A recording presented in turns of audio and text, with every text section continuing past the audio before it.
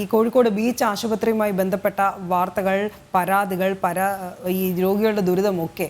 ഈ രോഗികളുടെ ദുരിതം എന്തായാലും ഇവിടെ തുടർക്കഥയാവുന്ന ഒരു സാഹചര്യം തന്നെയാണ് ഉള്ളത്. പക്ഷേ ഇപ്പോൾ ഈ അധികൃതർ തുടർച്ചയായി ഓരോന്ന് വികസിപ്പിക്കും അല്ലെങ്കിൽ അടിസ്ഥാന സൗകര്യങ്ങൾ ഒരുക്കും എന്നൊക്കെ പറയുന്ന വാക്കുകളൊക്കെ പാഴ്വാക്കായതോടെ ജനകീയ പ്രതിഷേധത്തിലേക്ക് കൂടി കാര്യങ്ങൾ കടക്കുകയാണല്ലേ?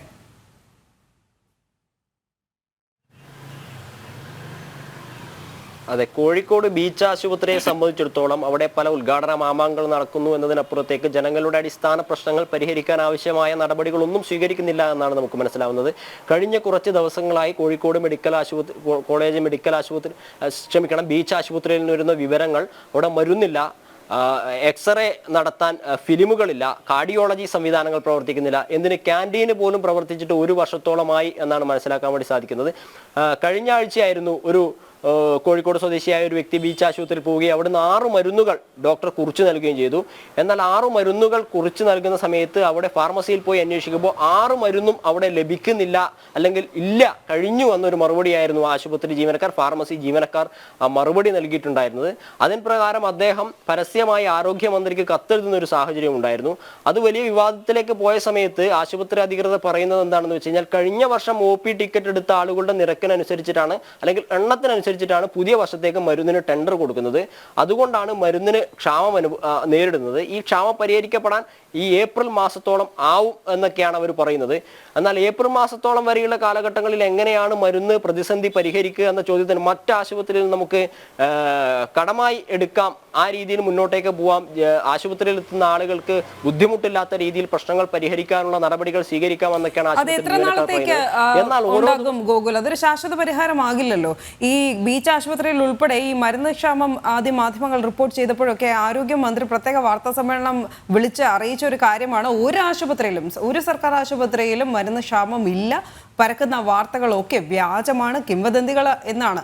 പക്ഷേ ഇത് വീണ്ടും വീണ്ടും എടുത്ത് കാണിക്കപ്പെടേണ്ടിയിരിക്കുന്നു. ഈ മരുന്ന് പോയിട്ട് അവിടെ ഈ ഗ്ലൗസോ ഗോസോ എന്തിന് പഞ്ഞ് പോലും ഇല്ല എന്നാണ് കേൾക്കുന്നത് ഈ ബീച്ച് ആശുപത്രിയിൽ.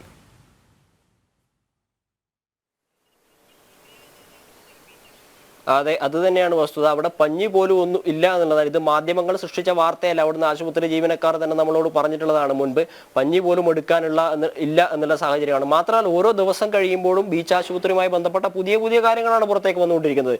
കഴിഞ്ഞ ശനിയാഴ്ച മിനിയാന്ന് അവിടെ എക്സ്റേ ഫിലിം തീർന്നതുമായി ബന്ധപ്പെട്ട് അവിടെ എക്സ്റേ എടുക്കാൻ വന്ന രോഗികൾ സമരം നടത്തുന്ന ഒരു സാഹചര്യം ഉണ്ടായിരുന്നു.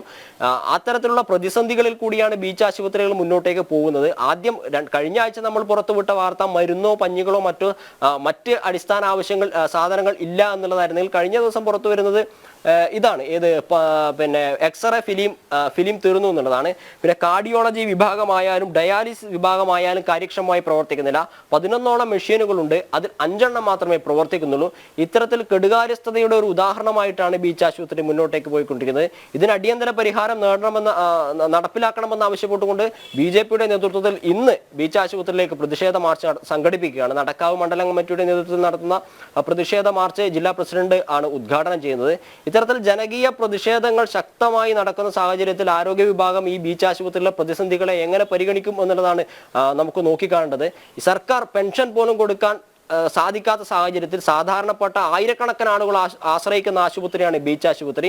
8 മാസത്തോളമായി പെൻഷൻ മുടങ്ങിയിട്ട് ഈ ആളുകൾ നമ്മളോട് ചോദിക്കുന്നത്, ഞങ്ങൾക്ക് പെൻഷനില്ല, മറ്റു വരുമാന മാർഗങ്ങളില്ല, ഞങ്ങൾ എങ്ങനെയാണ് ആശുപത്രിയിൽ ചികിത്സയ്ക്ക് എത്തുക, സ്വകാര്യ ആശുപത്രികളെ സമീപിക്കാൻ ഞങ്ങൾക്ക് സാമ്പത്തികമായി നേട്ടമില്ല, സർക്കാർ ഇതിന് അടിയന്തരമായി പരിഹാരം കാണണം എന്ന് തന്നെയാണ് നാട്ടുകാർ ആവശ്യപ്പെടുന്നത്. അനു, ശരി, എന്തായാലും ബഹുമാനപ്പെട്ട ആരോഗ്യമന്ത്രിയോട് ഞങ്ങൾക്ക് അഭ്യർത്ഥിക്കാനുള്ളത്, ആയിരക്കണക്കിന് സാധാരണക്കാർ എത്തുന്ന സർക്കാർ ആശുപത്രികളിലെ ദയനീയ കാഴ്ചകളാണ് ഓരോ ദിവസവും മാധ്യമങ്ങൾ നിങ്ങൾക്ക് മുമ്പിൽ എത്തുന്നത്. അതിൽ രാഷ്ട്രീയം കാണാതിരിക്കൂ. ദയവായി ഒരു മിന്നൽ പരിശോധന നടത്തിയാൽ പോലും മനസ്സിലാകുന്ന വിധത്തിലാണ് നമ്മുടെ സർക്കാർ ആശുപത്രികളിൽ ഈ ക്ഷാമമുള്ളത്. പ്രത്യേകിച്ച് ഈ കോഴിക്കോട് ബീച്ച് ആശുപത്രി എല്ലാ ആഴ്ചകളിലും വാർത്തകളിൽ നിറഞ്ഞു നിൽക്കുന്നത് പരിതാപകരമാണ്. ഇതിന് അടിയന്തര പരിഹാരം ഉണ്ടായേ മതിയാവൂ. എന്തായാലും ജനകീയ പ്രതിഷേധം ഇന്ന് ആരംഭിക്കുകയാണ്.